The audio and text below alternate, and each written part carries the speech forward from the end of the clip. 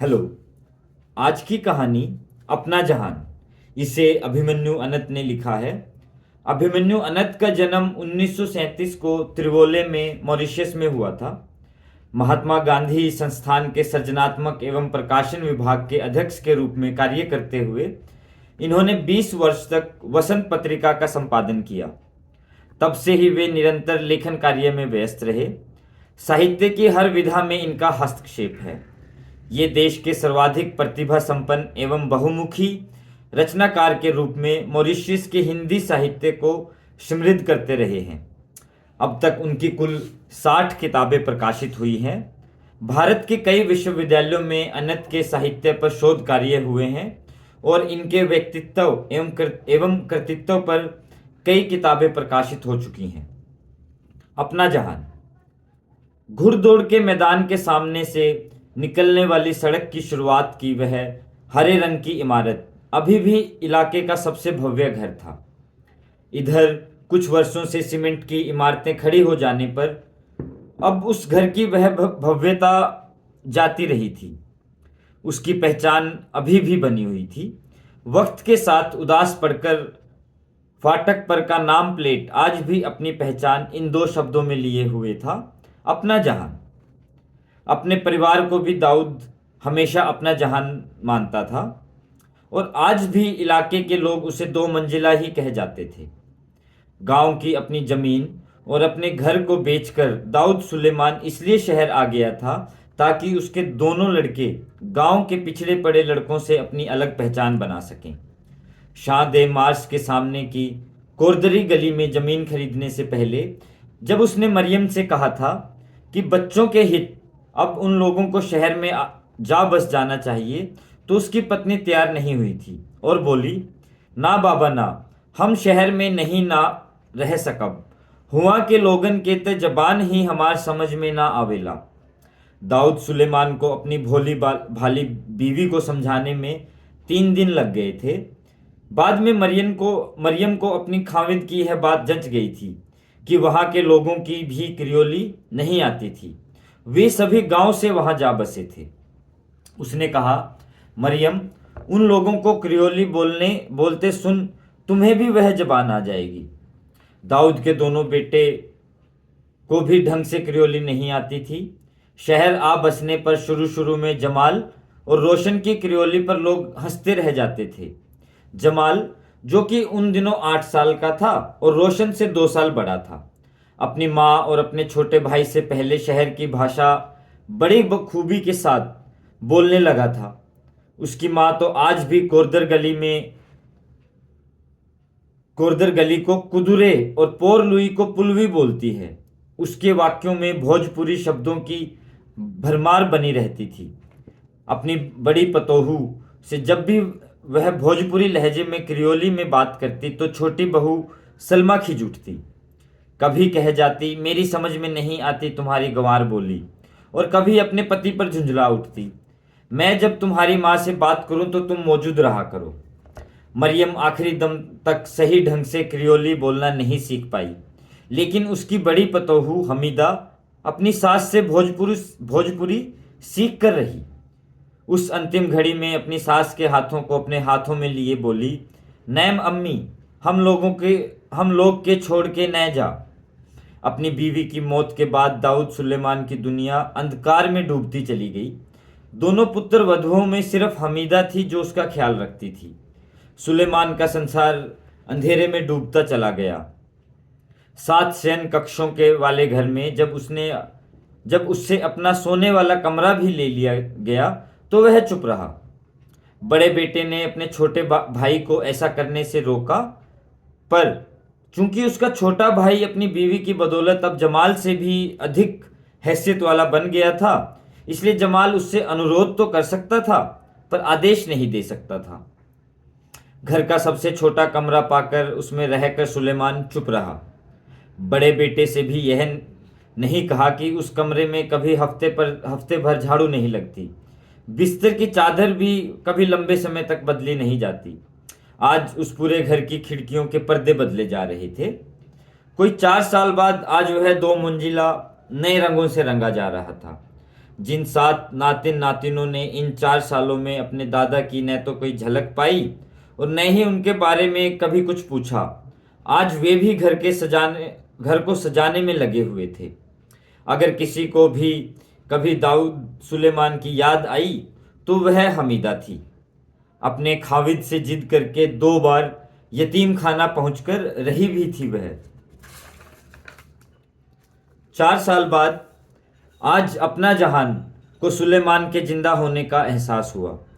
हर कोई बोल रहा था, छोटे बड़े सभी दौड़ धूप में शामिल थे। कोई हिदायत दे रहा था, यह पुरानी कुर्सी यहाँ से हटा दो। कोई अपने हिस्से का काम पूरा करके कह रहा था, गुलदस्ता ले आया मैं। फूलों की खुशबू, रसोई से आती बिरयानी की जाफरानी महक। रोशन कभी अपने बड़े भाई को आदेश दे रहा था, कभी अपनी पत्नी को तो कभी अपने बच्चों को। इस घर में इतनी ज़्यादा सक्रियता न तो दोनों भाइयों की शादियों के दौरान थी और न ही ईद के किसी मौके पर। वह सिर्फ हमीदा थी जो अपनी सबसे बड़ी बेटी सुरैया के साथ बरामदे में बैठी उस अजीबो गरीब आवाजाही को देख रही थी। कुछ हद तक उसका अपना पति भी ठीक उसी की तरह आपाधापी में सबसे कम उन्माद लिए हुए था। इस बात की तो उसे खुशी थी कि इतने लंबे अंतराल के बाद उसका बाप इस घर को लौट रहा था। अगर उसका यह लौटना उसकी अपनी मर्जी से होता या खुद जमाल की दरख्वास्त पर उसकी बात मानकर ऐसा हुआ होता तो आज जमाल भी घर के बाकी लोगों की तरह उमंग लिए होता। पर क्या है, यह जो कुछ देख रहा था वह सचमुच की खुशी थी। पर क्या यह जो वो देख रहा था वो सचमुच की खुशी थी? अपनी इस बात का जवाब कल रात ही जमाल को अपनी बीवी से मिल गया था। वह बोली थी, यह अब्बा जान के लौटने की खुशी नहीं है।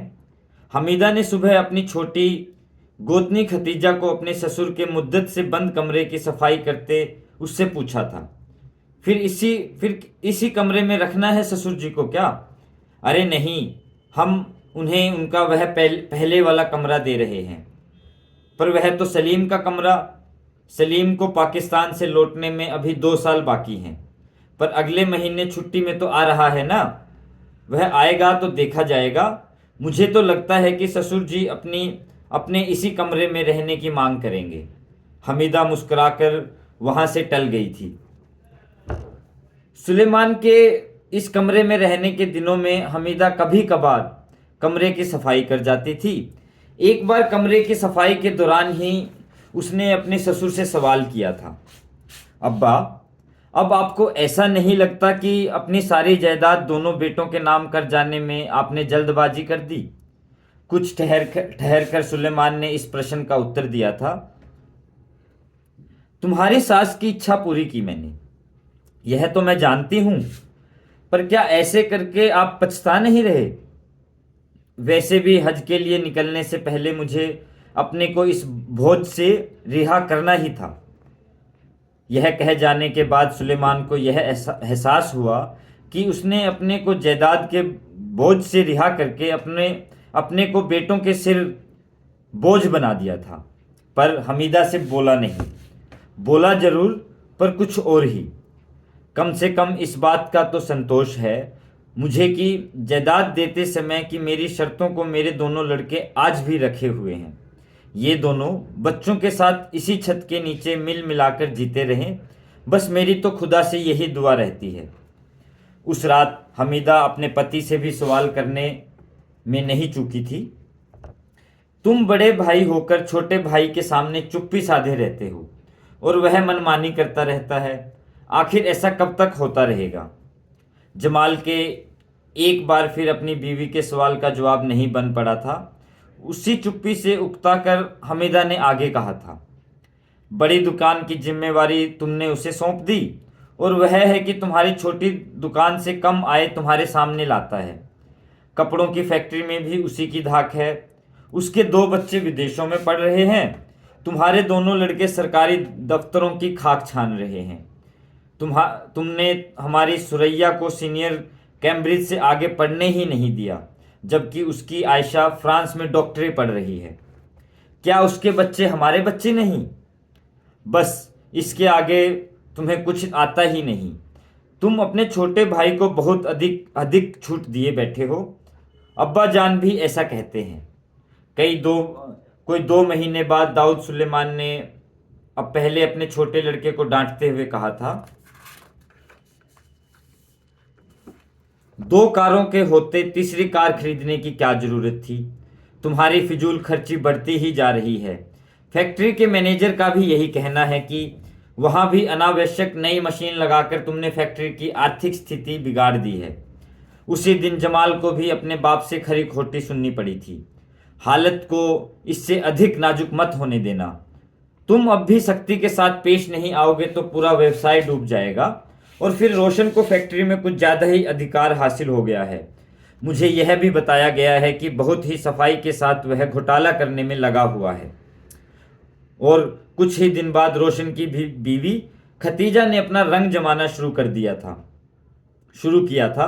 अपने 2 बच्चों के बाद उसने अपनी बहन को भी अपनी जोर से पढ़ने के लिए फ्रांस भेज दिया। फिर तो उस दिन को ज़्यादा देर नहीं हुई जब सुलेमान को कहना ही पड़ा, देखो रोशन, मैंने बहुत मेहनत और कुर्बानी के साथ यह सारा कुछ हासिल किया था। तुम्हें इस तरह लुटाने का हक नहीं है। और एक दिन बिन नींद वाली रात में उसने अपने आप से पूछा, क्या मरियम का यह पूछा जाना सही था कि आखिर इतना बड़ा घर बनाना जरूरी था। वह रोज वाला चूहा उसकी चारपाई पर चढ़ाया, रोज वाला चक्कर काट कर लौट गया। गोया मरियम के सवाल का दाऊद को जवाब मिल गया। उसने अपने आप से कहा, जरूरी था, वरना पड़ोस की सफेद बिल्ली अपने बच्चों को हमारी सीढ़ियों के नीचे कैसे जन्म देती। उसके बच्चे यहाँ पल रहे चूहों से चोर पुलिस का खेल कैसे खेलते। कबूतर या गुरैया अपने घोंसले कहाँ बनाते। हर जुम्मे को पड़ोस के कुत्ते बिरयानी की हड्डियां खाने किसके द्वार जाते। फिर तो वह दिन भी आकर ही रहा जब दाऊद को उस यतीम खाने के अपने दोस्त वहाँ के निदेशक को फ़ोन करना ही पड़ा, रोहित, मेरा नाम यतीमों की फहरिस्त में दर्ज कर लो, कल मैं पहुँच रहा हूँ। जब दोनों दोस्त विश्राम के अहाते में मिले थे तो रोहित ने अपने दोस्त से गलबाही के बाद कहा था, जिसकी सबसे अधिक रहमत रही इस जगह पर आज। दाऊद ने अपने दोस्त को इससे आगे कहने नहीं दिया था, खुद बोल गया था, मैं तो बार बार कहता था कि यार कितना सुकून है यहाँ, बस सुकून के लिए आया हूँ, अपना जहान छोड़कर तुम्हारे जहान में। लेकिन इस सचमुच में शांत वातावरण में भी दाऊद सुलेमान को बहुत दिनों तक वह शांति नहीं मिल पाई जिसकी तलाश में वह यहाँ पहुंचा था। 6 महीने भी नहीं गुजरे थे कि जमाल और हमीदा अपने मायूस चेहरों के साथ उस तक पहुंचे। बोलने की हिम्मत जमाल में नहीं हो पाई थी, इसलिए हमीदा को वह बात बतानी पड़ी थी। अब्बा, मरियम टेक्सटाइल से 300 मजदूरों को नौकरी से हटाना पड़ा। चेहरे पर बिन कोई भाव लाए दाऊद ने कहा था, यह नौबत तो आनी ही थी। एक लंबी खामोशी के बाद उसने कहा था, मेरी मरियम को इस बात का फख्र था कि उसकी फैक्ट्री 700 गरीबों के परिवारों को जीवन दिए हुई थी। चलो अच्छा ही हुआ कि आज यह सुनने को वह हमारे बीच नहीं है कि उसकी फैक्ट्री ने 300 परिवारों से रोजी छीन ली। साल बीत कर रहा, ईद का त्यौहार दोबारा आ गया। जमाल हमीदा के साथ फिर विश्राम पहुंचा। हमीदा ही अपने ससुर को घर लौटने के लिए मनाती रही। आखिर में जमाल बोल सका था, वह दिन भी दूर नहीं अब्बा की फैक्ट्री बंद हो जाए। यह नौबत आने से पहले मेरी सांसों का चलना बंद हो जाना चाहिए। हमीदा गिड़गिड़ा उठी थी, अब आपको घर लौट कर चलना ही होगा अब्बा। एक हल्की मुस्कान के बाद दाऊद ने मन ही मन कहा, घर? कैसा घर? फिर वह सोच उठा अपने यतीम खाने के बारे में। अंतर था अपनी इमारत और इस इमारत में। अपनी तो घर कहे जाने वाली इमारत से यहाँ से अधिक दीवारें थी। वहाँ 2 भाई 2 दीवारों के इधर उधर रहते हैं, जबकि यहाँ अलग अलग मजहबों के भाई 4 दीवारों के भीतर ही एक साथ रहते हैं। किसी का अपना न होकर भी यह सभी मजदूरों का अपना जहान था। नहीं हमीदा, वह आलीशान घर बिक गया होता तो मुझे इतना दुख नहीं होता जितना फैक्ट्री की हालत जानकर हो रहा है। अब मुझे लगता है कि सबसे बड़ा कसूर मेरा ही है। तुम्हारा कसूर बस इतना ही है जमाल कि तुमने छोटे भाई पर अपने से अधिक यकीन किया। खैर, तुम चाहो तो अभी से मरियम टेक्सटाइल को डूबने से रोक सकते हो।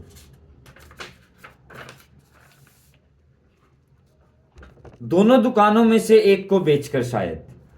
नहीं बेटे, विरासत को बेचने की बात मत सोचो। गांव की विरासत को बेचकर शहर नहीं आता तो आज यह सारा कुछ झेलने को नहीं मिलता। तुम दोनों की शहरी जिंदगी और गांव के लोगों से बेहतर तालीम देने का ख्वाब देखा था। न जाने कितने महीने बाद सुलेमान को अपने बड़े बेटे का फोन मिला। अब्बा, बैंक एक भी रुपया फैक्ट्री को देने को तैयार नहीं है। 2 महीने बाद फिर से फोन आया था। अब्बा, अब एक ही उपाय बाकी है। बैंक का कर्ज भरने के लिए फैक्ट्री को बेचना ही पड़ेगा। नहीं जमाल, मरियम टेक्सटाइल महज एक फैक्ट्री नहीं, वह तुम्हारी विरासत है। तुम्हारी माँ की रूह है उसमें। जमाल से फ़ोन पर बात कर चुकने के बाद सुलेमान ने ब्रिटिश अमेरिकन बीमा कंपनी को फ़ोन किया था। 3 दिन पहले ही वह वहाँ के मैनेजर से फ़ोन पर बात कर चुका था। पता चला था कि मैनेजर मीटिंग में व्यस्त था।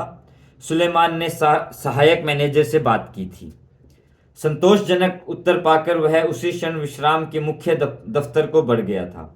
अपने दोस्त के साथ पीते हुए उसने उसके सामने अपनी भीतर की बन आई उम्मीद को रखते हुए कहा था, दोस्त, सोचा था बिन खास मेहनत के ही अपनी आखिरी कमाई यतीम खाने को दे जाऊंगा, पर पहले ही तुम इस जगह को बहुत दे चुके हो। मैं चाहता हूं कि तुम अपने बच्चों को एक मौका और दो। नहीं रोहित, मैं अपने बच्चों को मौका नहीं दे रहा। मैं तो मरियम की याद को मुरझाने से बचाना चाहता हूँ। यहाँ के 200 व्यक्ति तो यूं भी भूखे नहीं मरेंगे, जबकि मरियम टेक्सटाइल के 600 कामगारों के बाल बच्चों के मुंह के निवाले छीन जाने का सवाल है। वैसे भी मरियम टेक्सटाइल मेरे लिए एक मस्जिद बराबर है। मैं जानता हूँ सुलेमान, मेरे सामने ही तो तुम्हारे और मरियम के बीच यह बहस छिड़ी थी। तुम अपने गांव की बची हुई जमीन के टुकड़े पर मस्जिद बनाना चाह रहे थे और मरियम तुमसे फैक्ट्री की मांग करती रही थी। और जिंदगी में पहली बार मैं उसकी बात को अपनी बात से अधिक अधिक महत्व दे बैठा था। तब तुम खुश थे और आज भी मैं खुश हूं। उस वक्त मैं मरियम की जीत पर खुश था, आज अपनी जीत पर। मैंने सपने में मरियम से वायदा किया है कि उसकी जिस यादगार को उसके बच्चे धूमिल करके नेस्तनाबूद करने जा रहे थे, मैं उसे बचाकर रहूंगा। मुझे तुम्हारे और मरियम के बीच की एक बात और याद आ गई। जब तुम अपना बीमा करवा रहे थे तो सारे जीवन काल के लाभ को ठुकरा कर तुमने उसे अपनी मौत के बाद मरियम और बच्चों के हित में लिखवाना चाहा था। हाँ दोस्त, और मरियम ने मुझे मजबूर किया था कि मैं उसे 25 साल से अधिक की पॉलिसी न बनाऊं और जीते जी मैं उस लाभ को हासिल कर लूं। उसका यह भी हट था कि मेरे बाद ही कोई दूसरा उसका हकदार बने, मेरे होते नहीं। तो यह दूसरी बार था कि तुमने अपनी जिद को छोड़कर अपनी बीवी की बात मानी थी। मेरी वो 2 हारें जो वक्त के साथ मेरी जीत बनी। अपने बच्चों से 4 साल दूर रहकर आज दाऊद सुलेमान बस द्वारा कोरदरी गली के अपने घर पहुंचा। उसने अपने दोनों लड़कों ने रात में उसने फ़ोन पर बातें की थी। दोनों उसे अपनी अपनी कार में लेने यतीम खाने पहुंचना चाहते थे। दाऊद ने दोनों से एक ही बात कही थी। वो वहां से यहाँ बस के जरिए आया था, यहाँ से वहां भी बस के जरिए पहुंचूंगा। छोटे बेटे ने साहस बटोरकर यह भी पूछ लिया था, हो पाया पूरी रकम का बंदोबस्त? दाऊद ने इस सवाल का कोई जवाब नहीं दिया था। सुबह उसकी बड़ी बहू हमीदा ने उससे फ़ोन करके उससे मांग की थी कि वह बस से न आए। अब्बा, जमाल आपको लेने आ जाएगा। उस घर की तुम ही हो जो सबसे ज़्यादा याद आती हो बेटी। फिर भी मैं अपनी जिद पर अड़ा रहूँगा। फ़ोन रखकर दाऊद सुलेमान ने अपने आप से कहा था, अपनी जिद छोड़कर हार में भी जीत का एहसास तो एक ही व्यक्ति से पा सका हूँ, वह भी जिंदगी में सिर्फ 2 ही बार। अब इस जहान में कोई है ही नहीं जिसके आगे मैं अपनी जिद छोड़कर हार मान लूं। विश्राम में दाऊद को एक खास कमरा मिला हुआ था, पर वहां उसमें बिरले ही रहता।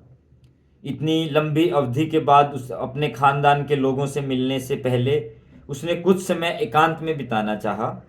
उस खास कमरे में पहुंचकर वह चारपाई पर लेट गया। बंद रहने के कारण कमरा गर्म था। उस ठंडे में वह गर्मी उसे अच्छी लगी।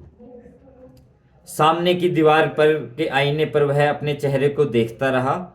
हज से लौटने के बाद अब उसने दाढ़ी बनानी छोड़नी शुरू की थी, तो मरियम को उसके चेहरे पर दाढ़ी अच्छी नहीं लगी थी। बोली थी, बिन दाढ़ी के तुम अधिक अच्छे लगते हो। दाऊद झट बोल उठा था, कहो तो निकाल दूं। इस पर मरियम बोली थी, अब तुम हाजी हो, दाढ़ी जरूरी है, लेकिन तुम्हारी दाढ़ी के बावजूद मैं तुम्हें उसी पहले वाले रूप में देखती हूं जब लोग तुम्हें राज कपूर कहा करते थे। दाऊद ने अपने हाथ को दाढ़ी पर रखकर सिर्फ अपने को मूंछों के साथ देखा, पर अब वह बात नहीं थी जो 7 बार आवारा देखने के दिनों में थी। अपना जहान कि सभी लोग बेताबी के साथ उस व्यक्ति की राह देख रहे थे। बहुत दिनों बाद आज उसके घर के मालिक होने का एहसास सभी को हुआ। बहुत दिनों बाद कोई अपने बाप को इस आंगन में बिठाने की अधीरता लिए हुए था, तो कोई ससुर को और कोई अपने दादा को। उसने कहा था कि वह शाम को 5 बजे तक पहुंच जाएगा।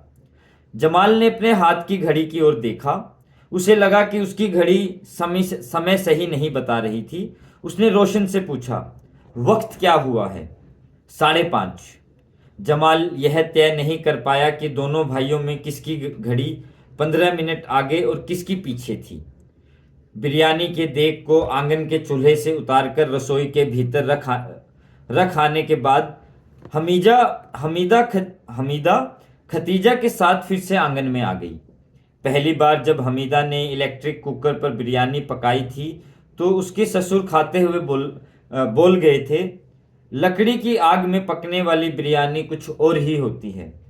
फिर तो मरियम के कहने पर उसके जीते जी भी कभी भी बिरयानी कुकर पर नहीं पकी, लेकिन उसके बाद रसोई के भीतर की सहूलियत को छोड़ बाहर पकाने की जरूरत दोनों बहुओं ने कभी नहीं समझी।